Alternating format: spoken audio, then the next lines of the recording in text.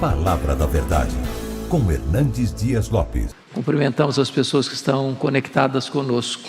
Deus abençoe a todos. Hoje nós vamos tratar do Salmo 91. Peço que você abra sua Bíblia comigo, neste clássico poema conhecido como Salmo 91.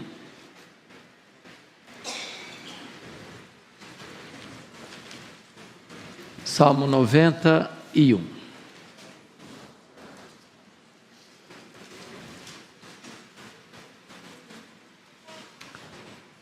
O texto diz assim: o que habita no esconderijo do Altíssimo e descansa à sombra do Onipotente, diz ao Senhor: meu refúgio e meu baluarte, Deus meu, em quem confio. Pois Ele te livrará do laço do passarinheiro e da peste perniciosa. Cobrir-te-á com as suas penas, e sob as suas asas estarás seguro. A sua verdade é pavês e escudo. Não te assustarás do terror noturno, nem da seta que voa de dia, nem da peste que se propaga nas trevas, nem da mortandade que assola o meio-dia. Caiam 1000 ao teu lado e 10.000 à tua direita, tu não serás atingido. Somente com os teus olhos contemplarás e verás o castigo dos ímpios. Pois disseste: o Senhor é o meu refúgio, fizeste do Altíssimo a tua morada. Nenhum mal te sucederá, praga nenhuma chegará à tua tenda, porque aos seus anjos dará ordens a teu respeito para que te guardem em todos os teus caminhos. Eles te sustentarão nas suas mãos, para não tropeçares em alguma pedra. Pisarás o leão e a áspide, calcarás aos pés o leãozinho e a serpente. Porque a mim se apegou com amor, eu o livrarei. Pô-lo-ei a salvo, porque conhece o meu nome. Ele me invocará, e eu lhe responderei. Na sua angústia, eu estarei com ele. Livrá-lo-ei e o glorificarei. Saciá-lo-ei com longevidade, e lhe mostrarei a minha salvação. Amém. Esse salmo trata do poderoso livramento de Deus. Esse é o tema que nós damos a este poema tão precioso. Bom, é muito curioso que este salmo faz parte do 4º livro destes 150 poemas, né? E o 4º livro é o menor livro, 1 ao 41, o primeiro livro, 42 ao 72, o segundo livro, 73 ao 89, o terceiro livro, 90 a 106, o 4º livro, e 107 a 150, o 5º livro do Saltério. Esse é o menor dos livros, que vai do 90 ao 106.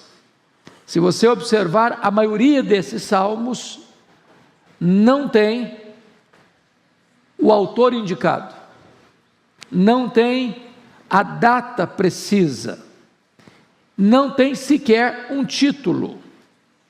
Mas esse salmo, e não obstante isso, não sabemos quem o escreveu, quando o escreveu, é um grande clássico.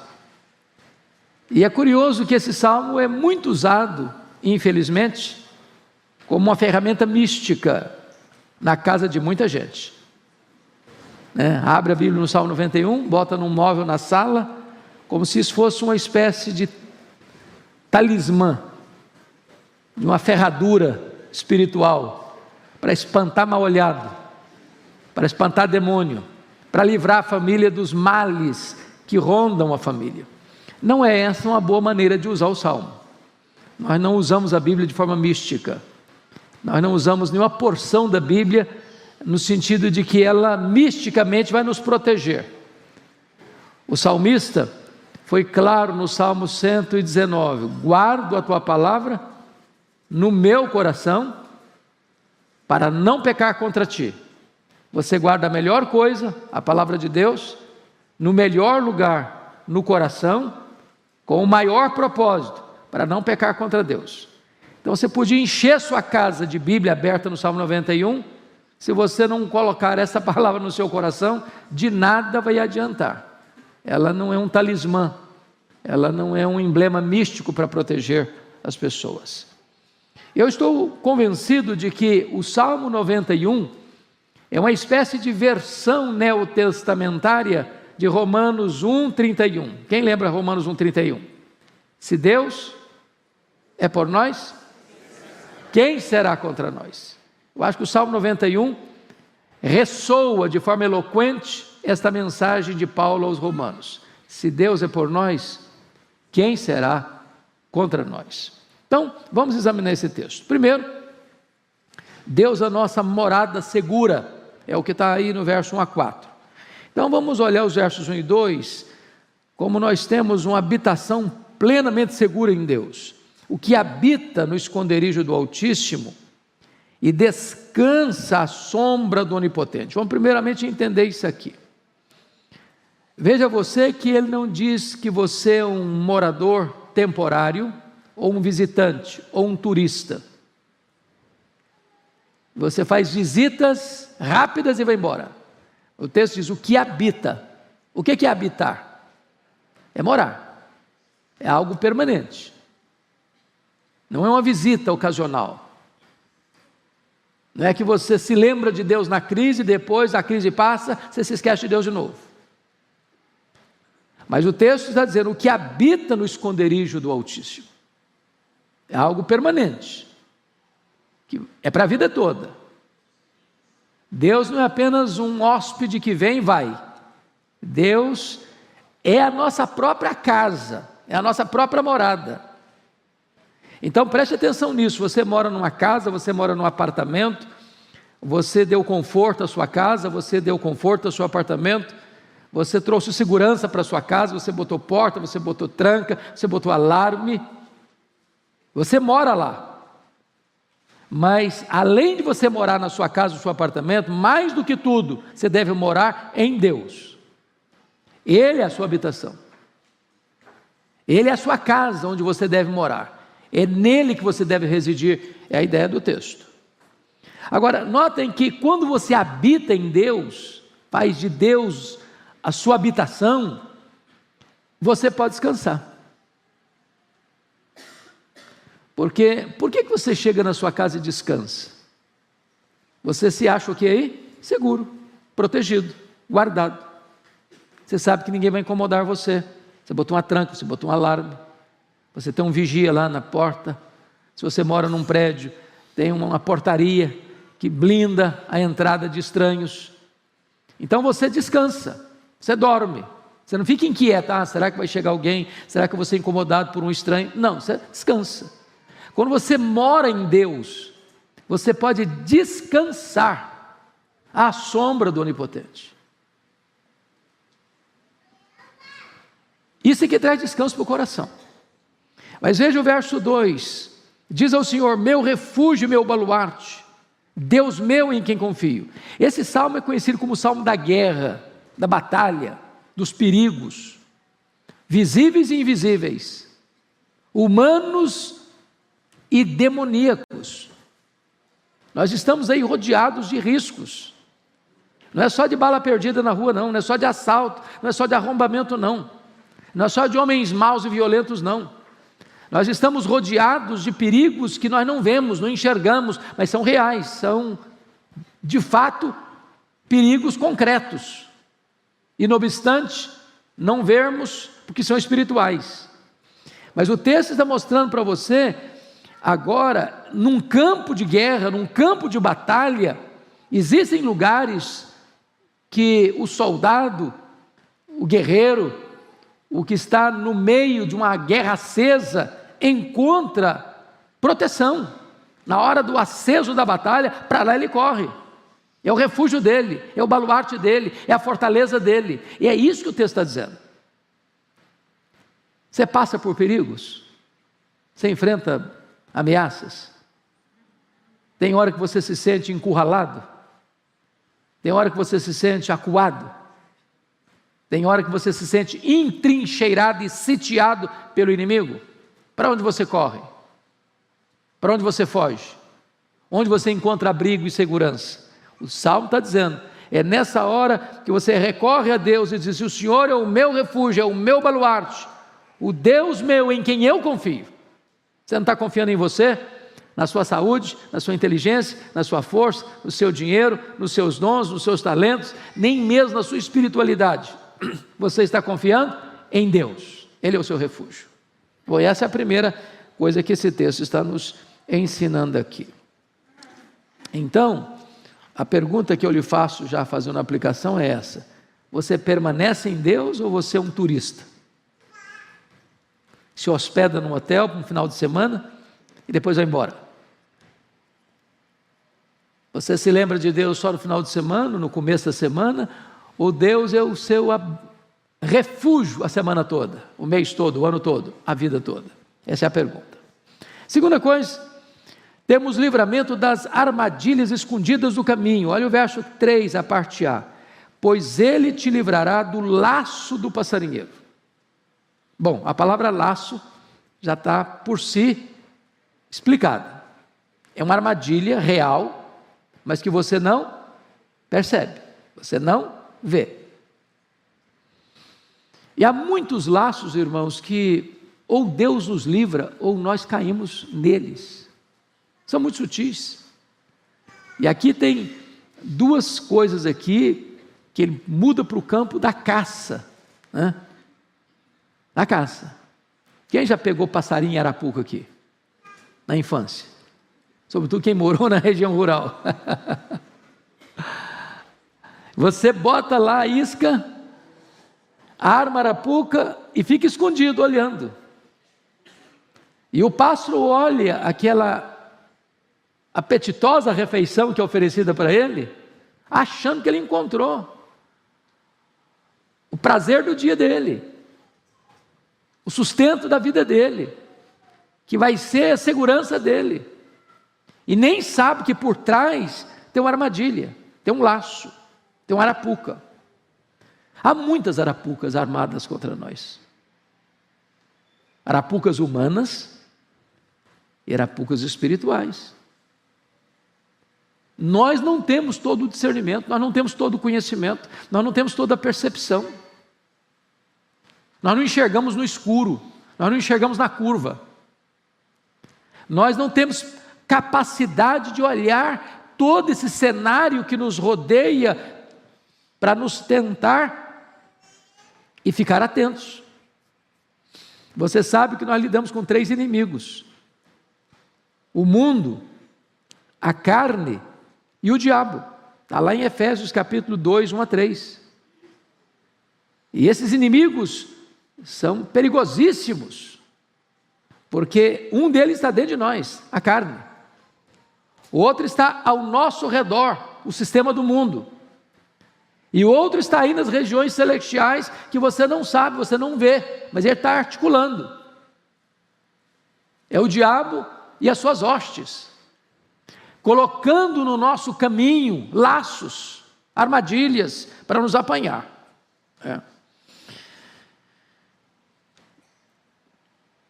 O que nós precisamos ficar atentos aqui? Paulo diz lá em 2 Coríntios 2, versículo 11, que nós não podemos ignorar os desígnios de Satanás. Nenhuma pessoa sensata e sábia olhou para esse mundo espiritual, como alguns hoje tentam fazê-lo, como se o diabo fosse uma formiguinha inofensiva. E até afrontam, e até falam bobagem, até se julgam muito espirituais e muito poderosos. E não é o tratamento que a Bíblia ensina sobre essa batalha, não. Se Deus não nos livrar, nós não temos capacidade. Então esse texto está mostrando como consequência, como resultado de você habitar em Deus permanentemente. Aí o resultado é esse: pois Ele te livrará. Esse Ele te livrará não está dizendo que Deus é parceiro nas nossas loucuras, que se nós formos turistas para buscar a Deus só em ocasiões especiais e depois sairmos, fugirmos, que nós seremos livrados do laço passarinheiro, não. É resultado de você habitar em Deus. É quando você está morando em Deus, é que Deus livra você do laço do passarinheiro. Mas veja mais, não só do laço do passarinheiro, mas temos livramento da peste perniciosa. O verso 3b diz: e da peste perniciosa. O que seria a peste perniciosa? Aqui, obviamente, ele está tratando das doenças, mormente das doenças endêmicas e pandêmicas. Primeiramente, vamos entender uma coisa aqui, para a gente não chegar a conclusões apressadas ou perigosas. Nós estamos aí ainda, convivendo com a pandemia.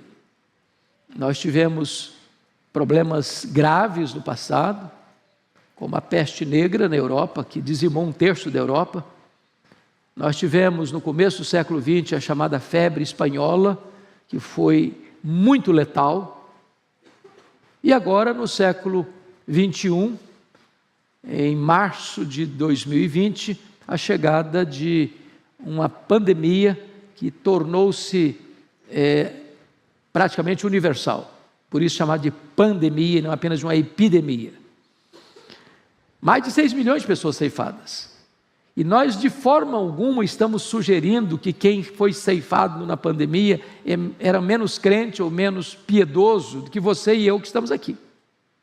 Gente melhor do que nós se foi, até porque hoje nós temos um conceito diferente de morte no cristianismo, e Paulo vai dizer isso em Filipenses 1:21, para mim o viver é Cristo e o morrer é lucro.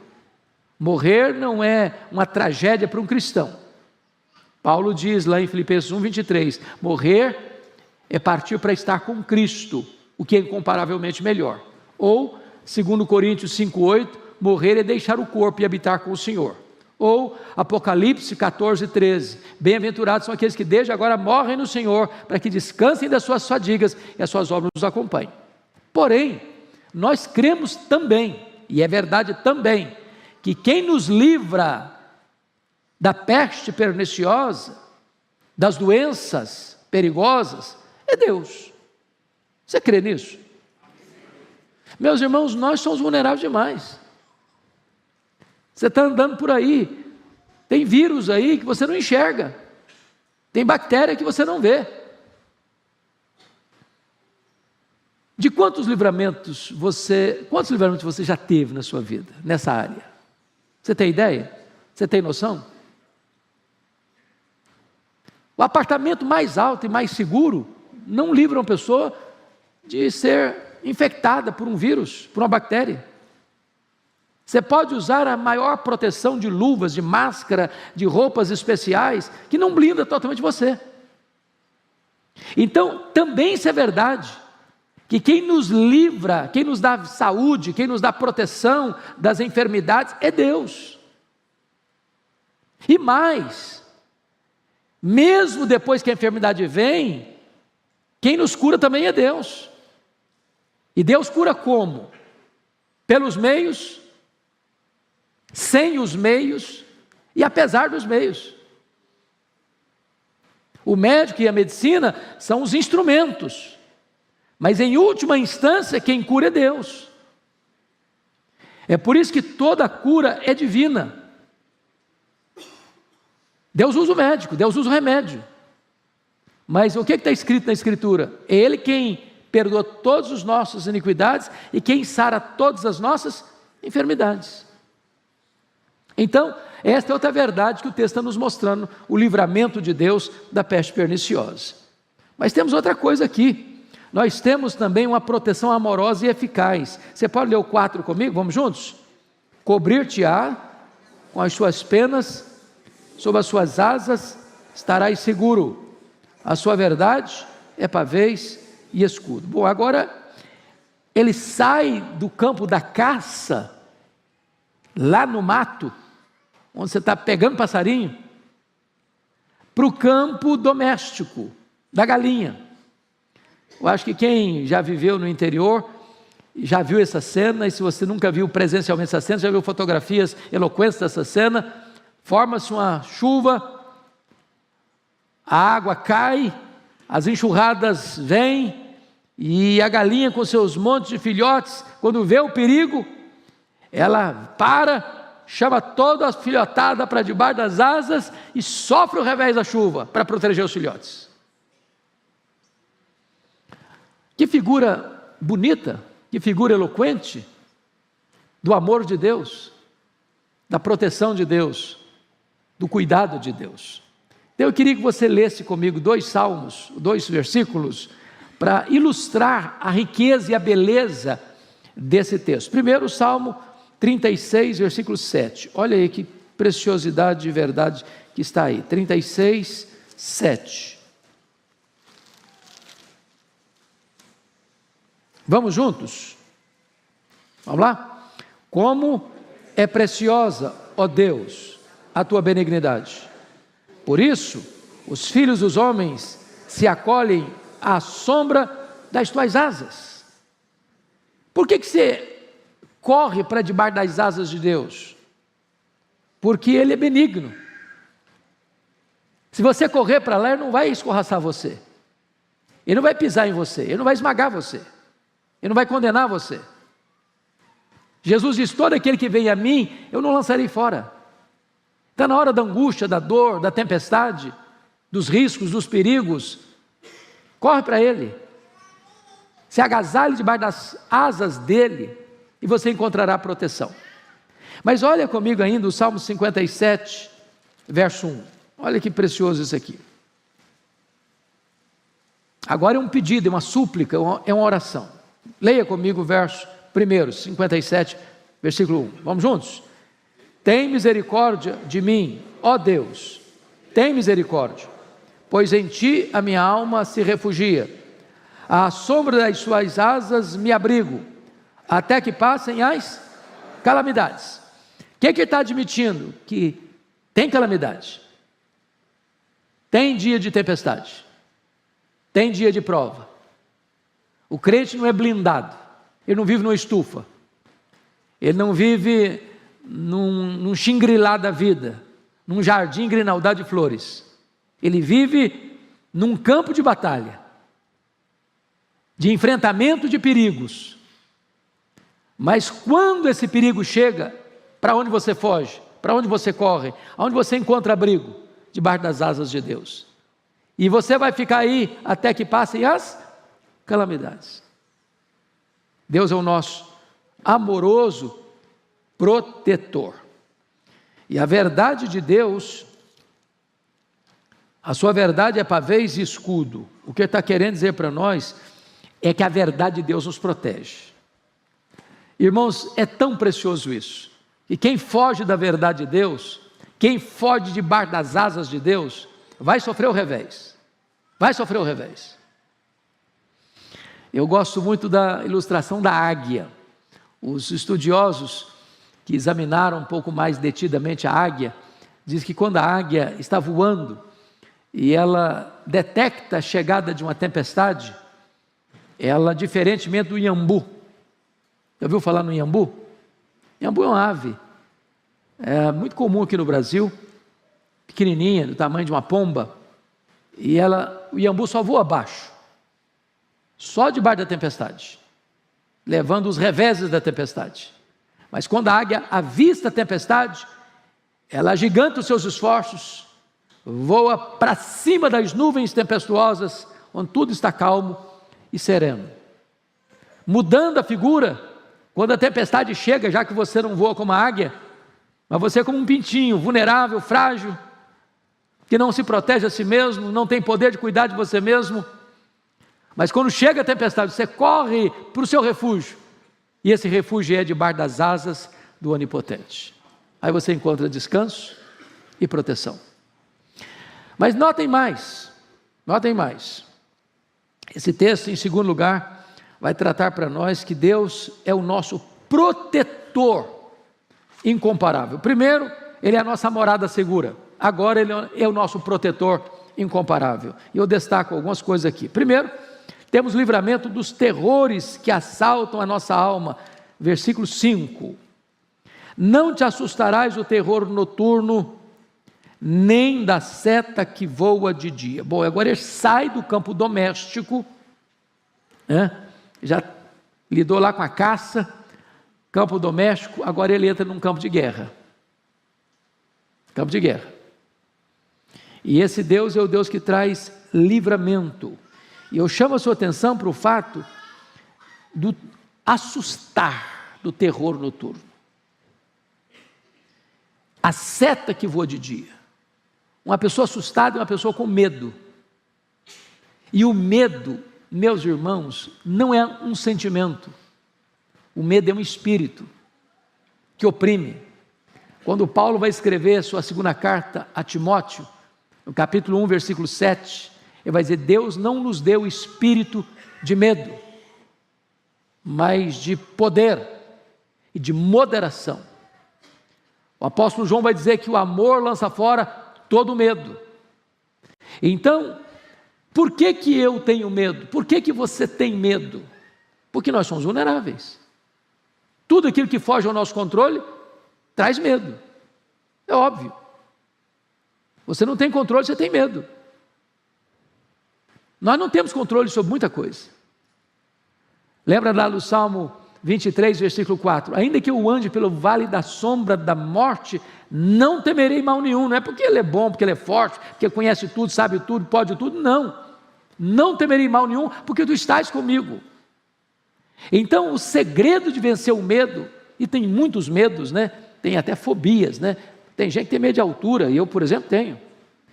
Tem gente que tem medo de lugar aberto, tem gente que tem medo de lugar fechado, claustrofobia. Eu também tenho. Eu quase morri uma vez sem saber que eu tinha claustrofobia. Lá dentro das pirâmides, quase que eu vi uma múmia do faraó lá. Foi a coisa mais horrorosa da vida. Depois de subir várias escadas íngremes, no meio daquela multidão, gente suando, cheiro de camelo, que troço todo, lá pelas tantas, o fôlego acabou. Falei, meu Deus, morri, porque não tira ninguém, assim, com emergência de lá. O que me valeu foi que eu estava do lado de um colega pastor, e eu falei, rapaz, eu vou morrer, eu não consigo respirar. Falei, calma, fecha os olhos, faça de conta que você está num jardim. E aí eu fechei os olhos, pensei numa campina bem verde, daqui a pouquinho o ar voltou, mas eu descobri ali que eu tinha claustrofobia. Tem muitos medos, né? Muitos medos. Tem gente que tem medo da vida, tem gente que tem medo da morte, tem gente que tem medo da solidão, tem gente que tem medo da multidão, tem gente que tem medo de ficar doente, tem gente que tem medo de ficar assim, sem poder pagar o plano de saúde. Então, muitos medos. Como é que você lida com isso? O texto está mostrando para nós que você pode vencer isso, né? Pode vencer isso. Por quê?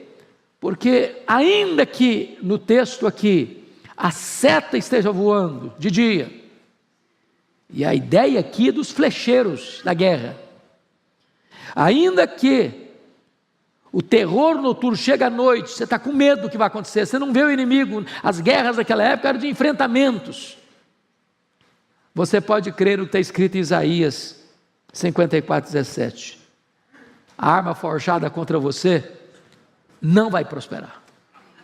Que você está protegido, morando em Deus, debaixo das asas do Deus onipotente, descansando debaixo da sua sombra.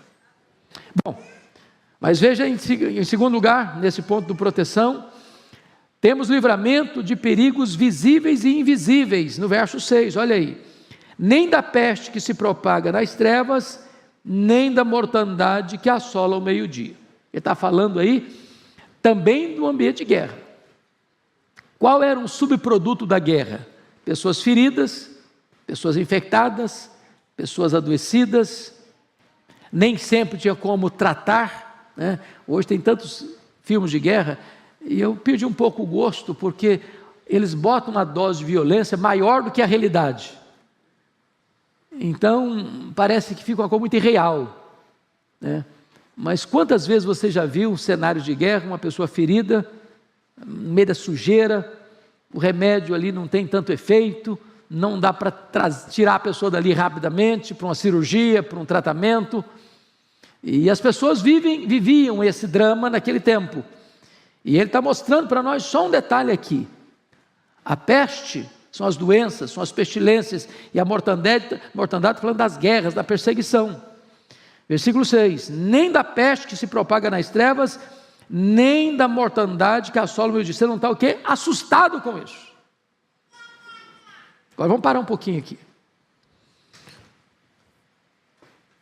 Quais foram as guerras que a igreja, o povo de Deus, suportou ao longo desses 20 séculos de cristianismo?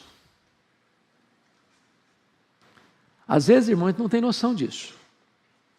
Você pega, por exemplo, dos Césares de Roma, começando com Nero. Você imagina o que é um crente ser crucificado? Fazer fila nas avenidas, nas estradas, a ponto de não ter mais madeira para crucificar crente?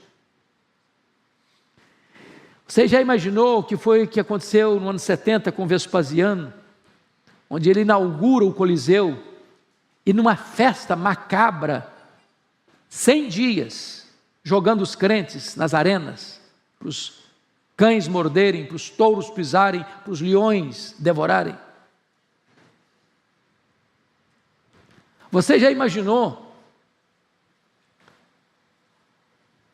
o sofrimento dos nossos irmãos do século XX para cá? 1917, o comunismo tomando conta de 1/3 do planeta. Milhões de pessoas morrendo, torturadas, presas, escassez de pão, castigos severos.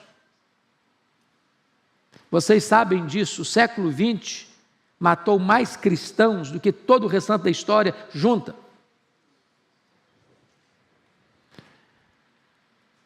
Então, o que eu estou trazendo para vocês é que esses medos, ou esses temores, fizeram parte do povo de Deus.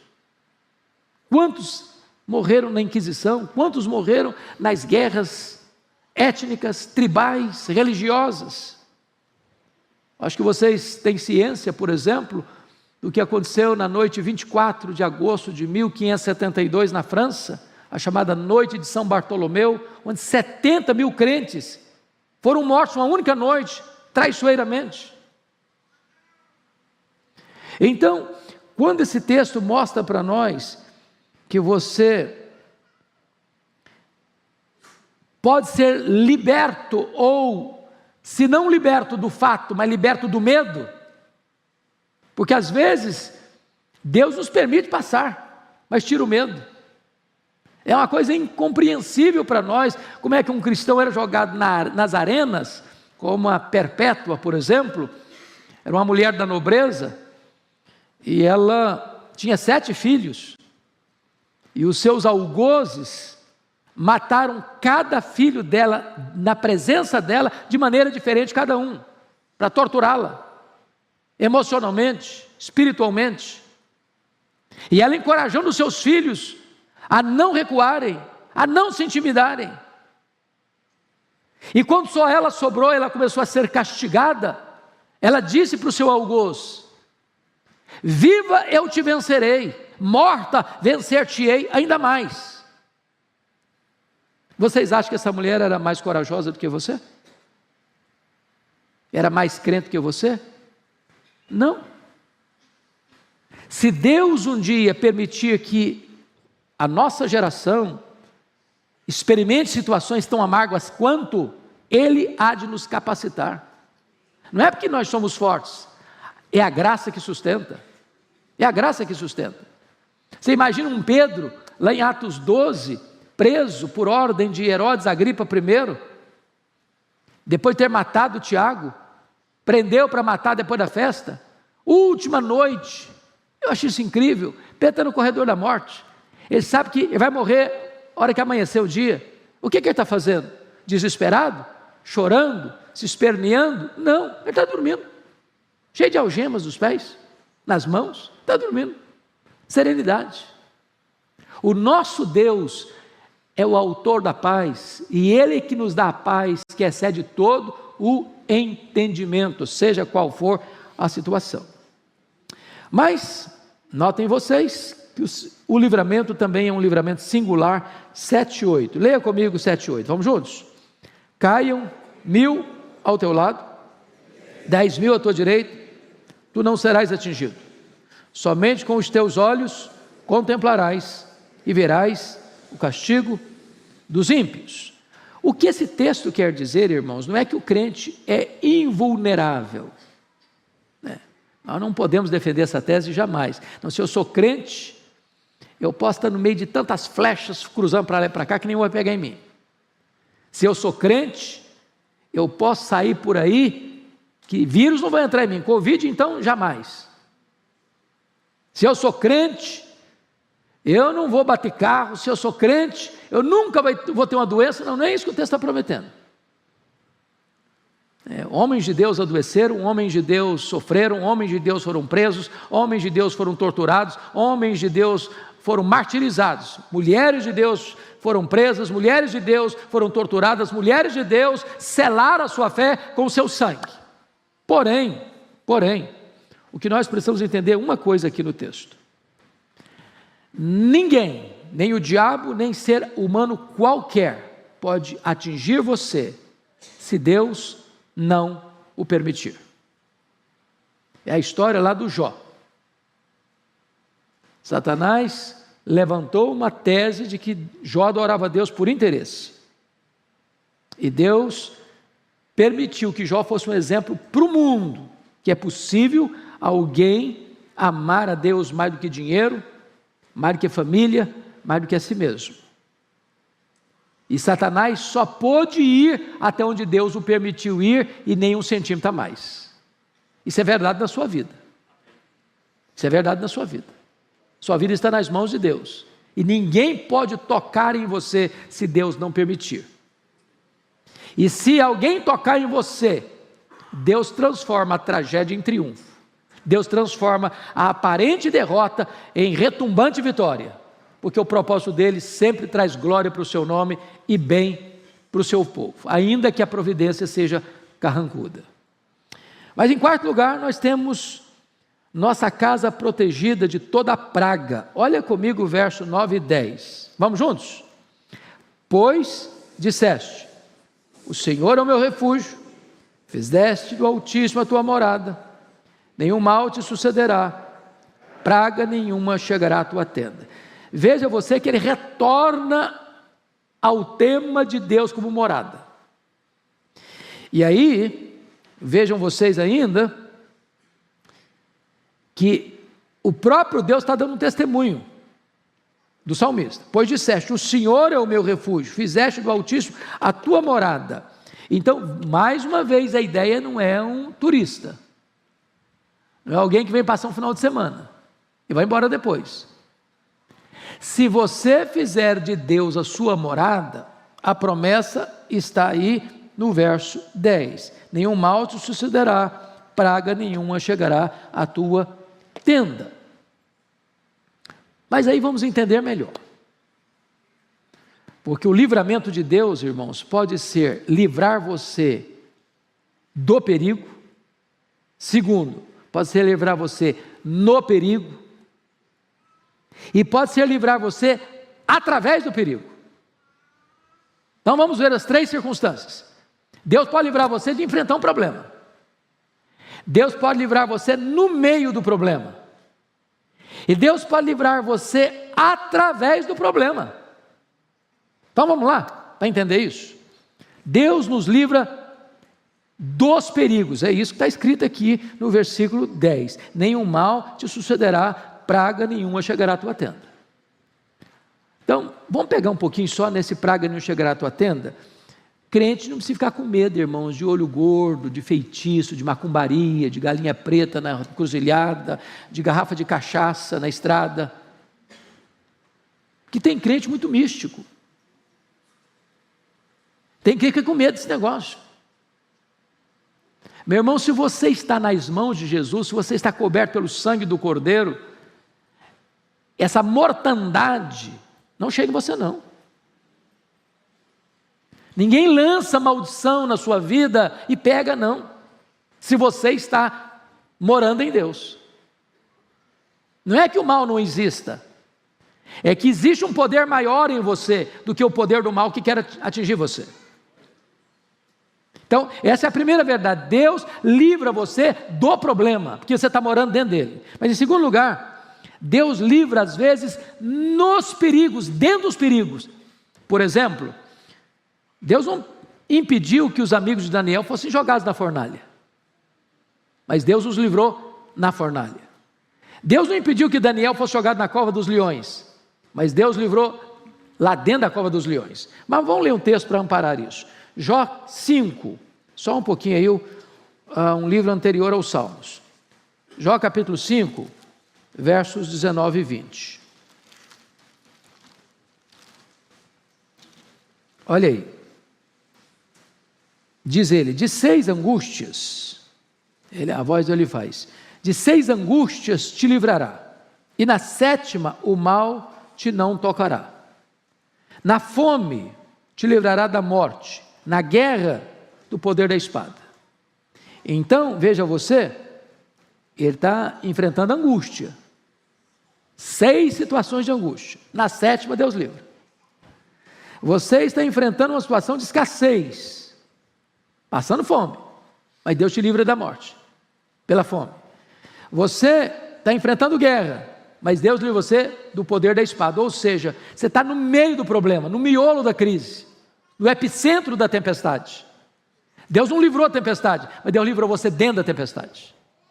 Ele pode impedir que você passe pela tempestade, Ele pode permitir a tempestade e livrar você no meio da tempestade. Mas em terceiro lugar, Deus nos livra pelos perigos. Como assim? Veja comigo lá em Jonas, profeta Jonas. Profeta Jonas.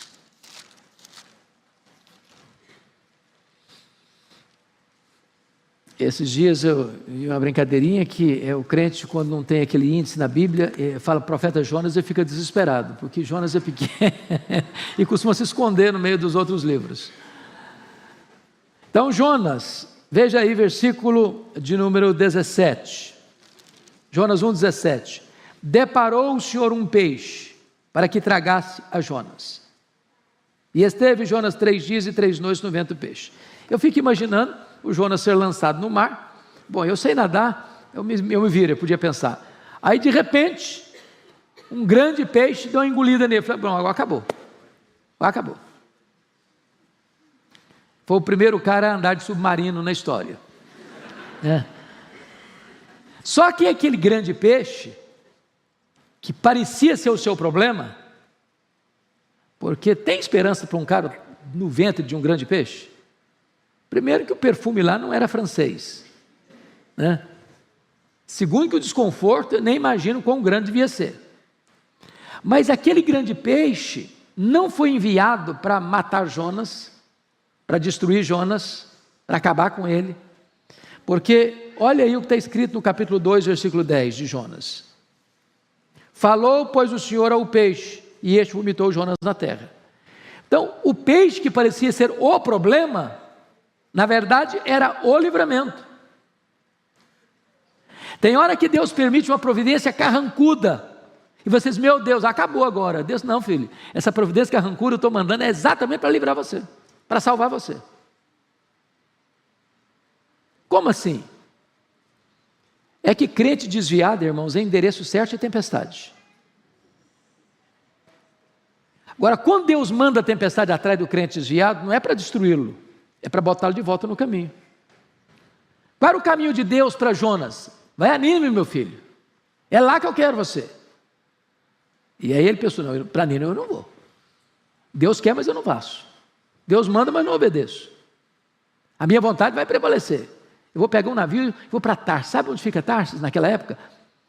Ficava no fim do mundo. Era o último limite do mundo conhecido da época. Onde diz a profecia que não tinha a palavra de Deus. Eu não quero escutar Deus mais não. Eu não quero ser incomodado. Eu não quero obedecer, pronto. Aí o que Deus faz? Manda um peixe. O submarino. E ele nem precisou pagar mais passagem não. O peixe foi andando com ele, atravessando os mares. E não foi perto não, viu? O peixe foi despejá-lo lá no porto de Nínive. Meu filho, é aqui que eu te quero. Você não quer não? Pois eu mando um submarino pegar você, dar uma carona para você, e você vai para onde eu estou mandando. Então tem hora que Deus nos livra do problema, tem hora que Deus nos livra no problema, e tem hora que Deus nos livra através do problema. Esse é o nosso Deus. Mas em quinto lugar, volta lá para o Salmo 91. Isso é precioso demais, irmãos. Quinto lugar, temos a escolta dos anjos em nosso favor, versículos 11 a 13. Pode ler em voz alta comigo? Vamos juntos? Porque aos seus anjos dará ordens a teu respeito, para que te guardem em todos os teus caminhos.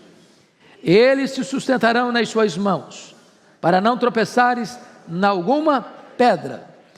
Pisarás o leão e a áspide, calcarás aos pés o leãozinho e a serpente. Bom, então vamos entender aqui que quando o perigo é sobrenatural, Deus envia um socorro sobrenatural. Por exemplo, você não quer ter a sua casa arrombada. O que você faz na sua casa? Bota uma porta boa, uma tranca boa, bota um alarme. Você não quer ter problema com o seu carro. Você faz o quê? Faz um seguro, um bom seguro. São providências humanas. Compete a você. Você faz um plano de saúde. Por que você faz um plano de saúde? Porque você entende que se você adoecer, você precisa de assistência médica. Isso é providência humana. Agora, há problemas que existem, são reais, invisíveis, porém factuais, que você não vê, que você não percebe. São problemas espirituais, são ameaças espirituais. E Deus manda quem? A providência sobrenatural. Você está vendo um anjo? Você já viu o anjo? Eu não vi. Talvez, em algumas circunstâncias da minha vida, eu tive altas suspeitas de que não era gente, era anjo. Mas eu não posso confirmar também não. Não me deu o CPF celestial. Então, note você o que está escrito aí. Veja você, versículo 11. Porque aos seus anjos dará ordens a teu respeito. Então, ou seja, os anjos são diáconos de Deus, servos de Deus, ministros de Deus, debaixo das ordens de Deus, para fazer o que na sua vida? Para guardarem você. Meus irmãos, um dia, certamente, nós vamos saber de tudo. Quando chegarmos lá, vamos conhecer como somos conhecidos. Quantos livramentos você já teve? Eu fico imaginando, nas estradas perigosas do Brasil. Eu já fiz muitas loucuras lá no Espírito Santo, vocês sabem, tem estradas não tão boas quanto aqui em São Paulo, viajando de madrugada, com sono. Quantas vezes desponta numa curva, um caminhão em cima de você, e você tem que jogar para o acostamento, nem sabe se tem acostamento. E Deus livrou, e Deus poupou. E quantos que você nem ficou sabendo? Atrasou 5 minutos, aquele atraso vai para poupar a sua vida. Eu ontem mesmo estava em Natal, feliz da vida, voltando, 6 da tarde, embarquei, tudo bonitinho, agora eu vou escrever, tirei meu computadorzinho, comecei a escrever. Aí o piloto falou, olha, tem um problema no avião, todo mundo desce. Falei, vai ser uns 10 minutinhos, resolve o problema. Que nada, 10 minutinhos, não, o avião não saiu. Aí eu tinha que ficar 8 horas no aeroporto. 8 horas. Já cansado, precisando tomar um banho. E aí eu já liguei para o pastor Orival, pensei que ele estava aqui, eu falei, eu estou na Paraíba, varão. Falei, pois eu não chego para as 8. Daqui a pouquinho um irmão querido me liga, falou, olha, estou mandando um carro te buscar, você vem aqui para minha casa, vai tomar um banho, vai jantar comigo. E o papo rolou até de madrugada. E eu não sei, imagine se esse avião com defeito fosse descobrir o defeito lá em cima. Não dá para parar para encostar na oficina e consertar. Então tem hora que você acha que o negócio está ruim, Deus está falando, meu filho, eu estou te dando um livramento, você não está sabendo? Como diz o ditado, você não conhece da missa um terço? Deus dá ordens aos seus anjos. Os anjos de Deus são ministros de Deus, lá em Hebreus 1,14, em favor dos que herdam a salvação. A salvação. Agora, vejam vocês, meus irmãos, que o que pode um anjo de Deus fazer? Quão poderoso é esses ministros de Deus? Só para dar um exemplo. Vocês se lembram quando o poderoso exército assírio cercou Jerusalém? As 10 tribos do norte, chamada Israel, caiu nas mãos da Síria, quando Ezequias era rei aqui em Judá. Esse mesmo rei que tomou Samaria, entrincheira Jerusalém, com mais de 185 mil soldados. Irmãos, não tinha 185 mil pessoas dentro de Jerusalém. Não tinha. A cidade era menor que isso. Você já imaginou mais do que um soldado para cada habitante da cidade, fortemente armado? E o rei ainda mandou um recado abusado para o Ezequias: pode se render, porque não tem Deus que livra você da minha mão, ninguém resiste ao meu poder militar. E Ezequias ficou desesperado, porque não tinha nem tempo, nem recurso, nem homens para resistir à invasão iminente. Aí ele vai apresentar o caso ao profeta Isaías. Isaías levou o caso para Deus e falou: meu filho, fica tranquilo, essa batalha é sua, não é minha, deixa comigo. E Deus mandou um único anjo. E esse único anjo matou 185 mil soldados assírios ao redor de Jerusalém. Você se lembra da cena de Eliseu? Quando ele foi, o servo dele, levantou de manhã e olhou o exército da Síria cercando a cidadezinha, que queriam prendê-lo e matá-lo. E ele ficou desesperado. Aí Eliseu disse: Senhor, abre os olhos desse moço. Abre os olhos desse moço. Quando os olhos dele foram abertos, ele viu cavalos, carruagens de fogo, cavaleiros poderosos, em um número muito maior. E aí vem a expressão: maior é o que está conosco, que aquele que está no mundo. Se nós formos olhar do ponto de vista estatístico, só estatístico, se eu vou entender Apocalipse 12, versículo 4 literalmente, 3 e 4 literalmente, diz que quando o dragão foi precipitado do céu, ele arrasta 1/3 das estrelas. Essa figura estrelas lá em Jó é usada para anjos. Então alguns, e eu estou inclinado a crer que essa é a melhor maneira de entender o texto, que quando o Lúcifer cai, ele arrasta consigo 1/3 dos anjos. Mas se 1/3 caiu, nós temos 2/3 que são anjos de Deus, que não caíram e que estão a nosso serviço. Agora notem uma coisa importante no texto, porque versículo 11, porque aos seus anjos dará ordens a teu respeito, para que te guardem em todos os teus caminhos. Esse texto, vocês se lembram disso, foi usado por quem? Para tentar quem? Foi usado por Satanás para tentar Jesus. E ele citou esse texto para Jesus. Mas palavra de Deus na boca do diabo não é palavra de Deus, é palavra do diabo. Sabe por quê? Porque o diabo é um péssimo hermeneuta, um péssimo exegeta, e sempre que ele cita, ou ele acrescenta, ou ele tira alguma coisa. Lá no Éden, ele chegou para Eva e perguntou assim: é assim que Deus disse, não comereis de toda a árvore do jardim? Ué, mas que negócio é esse aí? Deus havia falado que de toda a árvore do jardim você pode comer. Aonde Deus botou um sim, ele botou um não. Ele acrescenta o que Deus falou. Torceu, portanto, a palavra de Deus. Quando o diabo vai citar esse texto para Jesus, levando ao pináculo do templo, o que ele omitiu no texto? Qual frase que ele omitiu do versículo?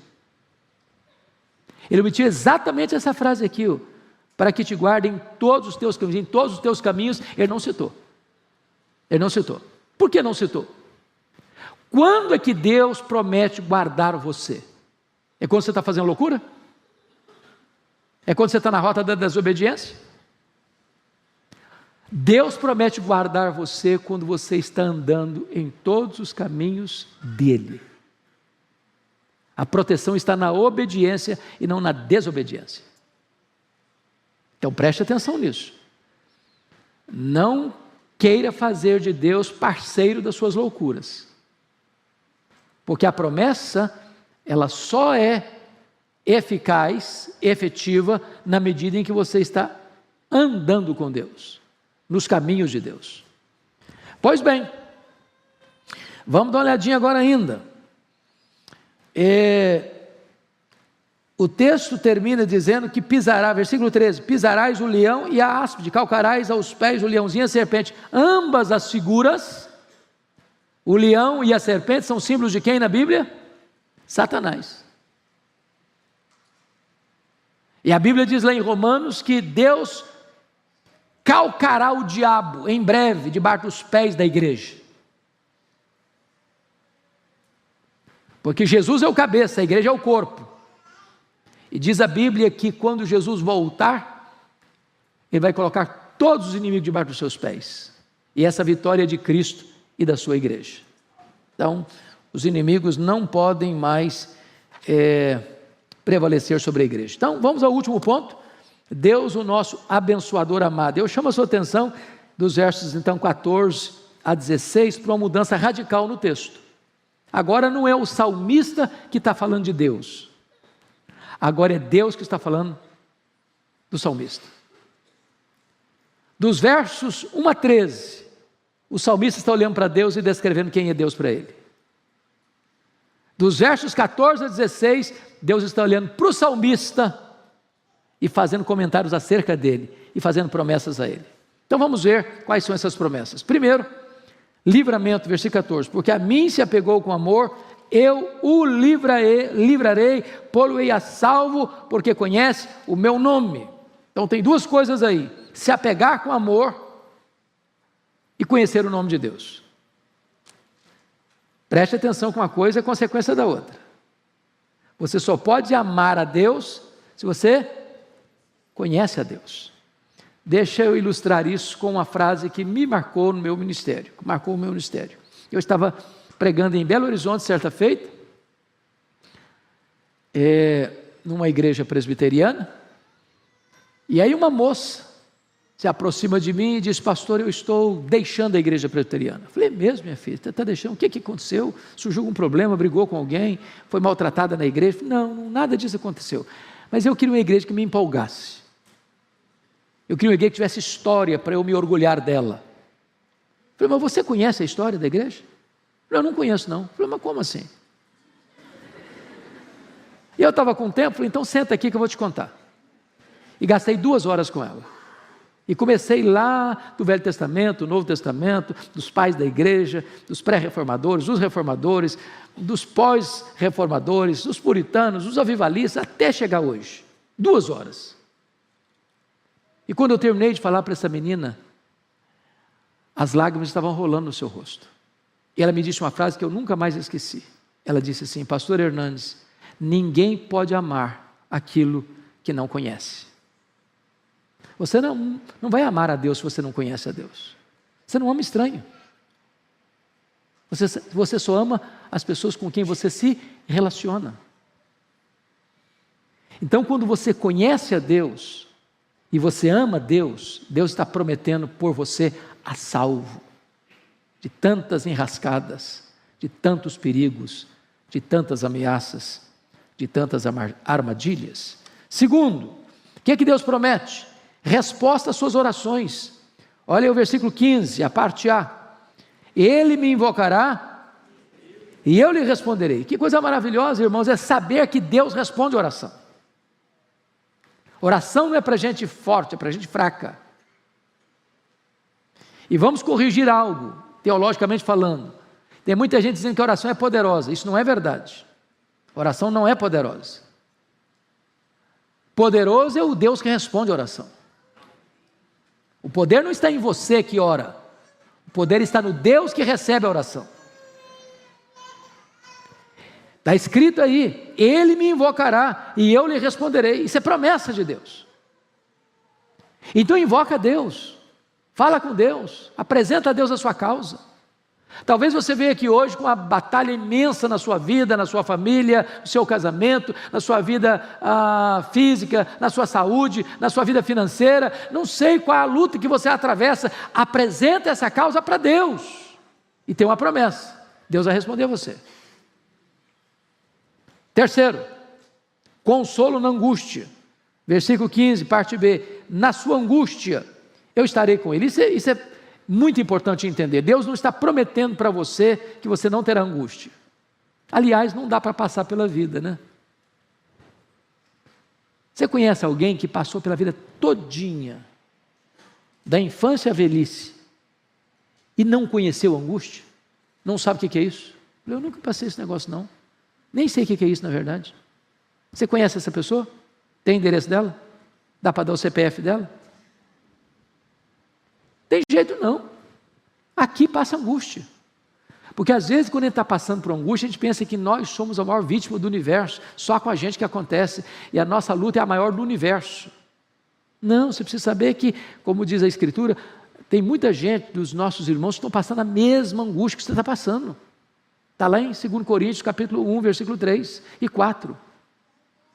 Agora, o que Deus está prometendo é quando você passar por esse vale da angústia, Ele vai estar com você, Ele vai fortalecer você, Ele vai aprumar você, Ele vai encorajar você, Ele vai consolar você, Ele vai enxugar as lágrimas suas, Ele vai trazer alento e restauração para a sua vida. Louvado seja Deus. Quarto lugar, maior honra depois das dificuldades. Versículo 15 termina assim: livrá-lo-ei e o glorificarei. Ou seja, o que o texto está dizendo é o seguinte: você vai passar pela angústia, Deus vai estar com você, mas não só estar com você, Ele vai livrar você, e depois que Deus estiver com você e livrar você, Ele vai colocar você num patamar mais alto, Ele vai levar você, Ele vai glorificar você, Ele vai exaltar você, Ele vai dar experiências maiores a você. Você vai sair dessa luta não arranhado, não manquejando, você vai sair dessa luta mais do que vencedor, vitorioso. Essa é a promessa de Deus. Mas em quinto lugar, Deus promete para você longevidade. Olha o verso 16, parte A: saciá-lo-ei com longevidade. Bom, a ideia de saciar é bonita. Significa que você e eu temos sede de viver, e viver muito. Alguém que deseja morrer jovem aí? Quem quer se candidatar?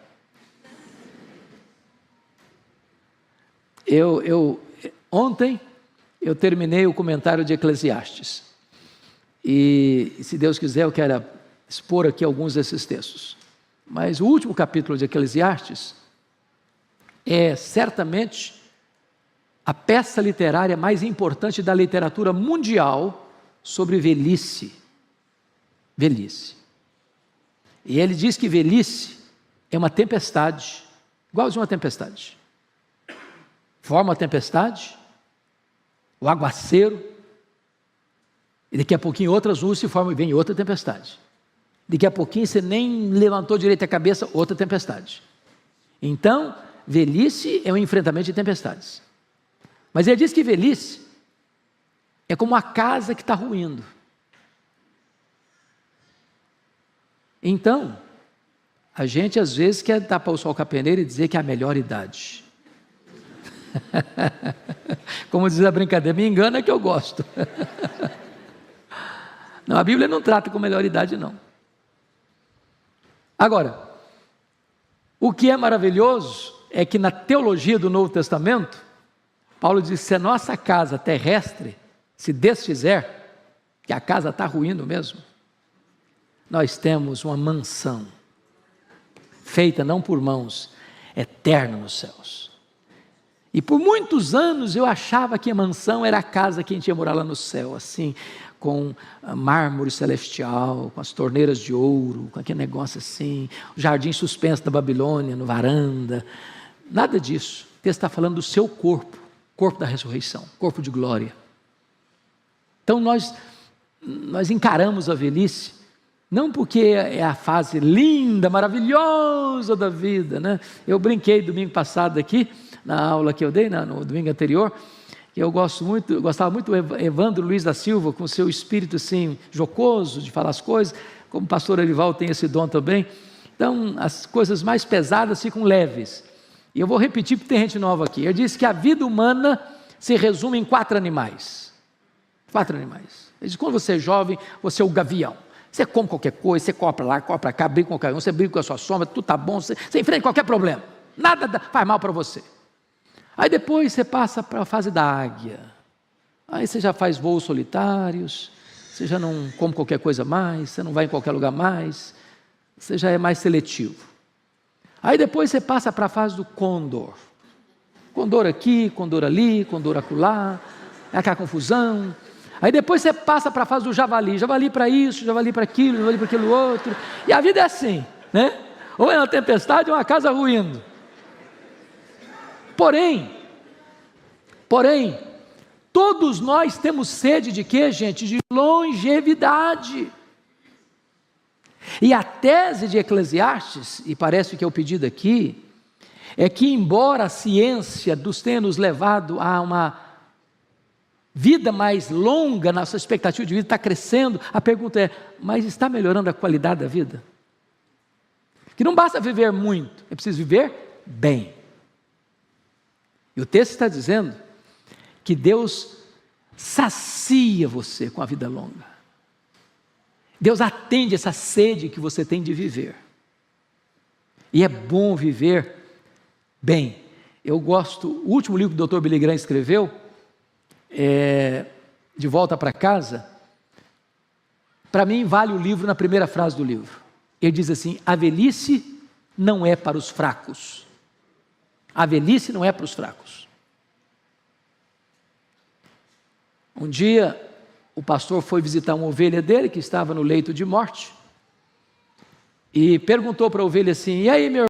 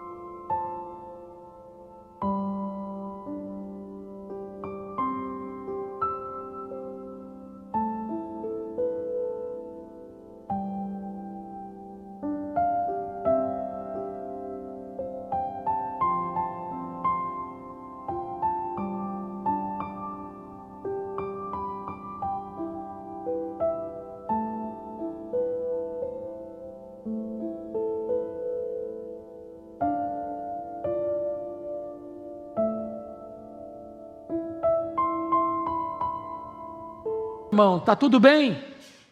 É uma pergunta retórica, né? Porque às vezes devia não fazer tantas perguntas, vai tudo bem, para o cara que está lá no CTI cheio de mangueira conectada no nariz dele, na boca dele. Mas o crente respondeu assim, vai tudo bem, pastor. A casa que eu moro está desmoronando, mas eu já estou de malas prontas para me mudar para a casa do Pai, para minha casa permanente. Essa é a certeza do crente. Agora, longevidade não tem só a ver com quantidade de anos vividos, mas com a qualidade dos anos vividos. Porque há muitas pessoas que morrem como criança, cumpriu sua missão, completou sua carreira. Outros morrem jovens, outros morrem na meia-idade, outros morrem na velhice. Eu não sei o que é longevidade, é um conceito às vezes que precisa ser redefinido, redesenhado. Mas Deus nos sacia com longevidade. Finalmente, Deus promete salvação plena. E lhe mostrarei a minha salvação. E essa salvação aqui, irmãos, não é só a salvação do aqui e do agora. Porque se você creu no Senhor Jesus, você já está salvo. Você não será salvo não, você já está salvo. Mas nós já fomos salvos com respeito à justificação, nós estamos sendo salvos com respeito à santificação, nós seremos salvos com respeito à glorificação. Na justificação nós fomos salvos da condenação do pecado. Na santificação nós estamos sendo salvos do poder do pecado. Na glorificação nós seremos salvos da presença do pecado. Haverá um dia, entretanto, depois de tantas lutas que passamos, e o texto nos mostrou, que o Senhor Jesus vai olhar para você e vai dizer assim: vinde bendito do meu Pai, entre agora na posse do reino, está preparado para você desde a fundação do mundo. E então não vai ter mais choro, não vai ter mais dor, não vai ter mais luto, porque nós estaremos para sempre com o Senhor. Que Deus os abençoe, meus irmãos, que Deus os dê graça.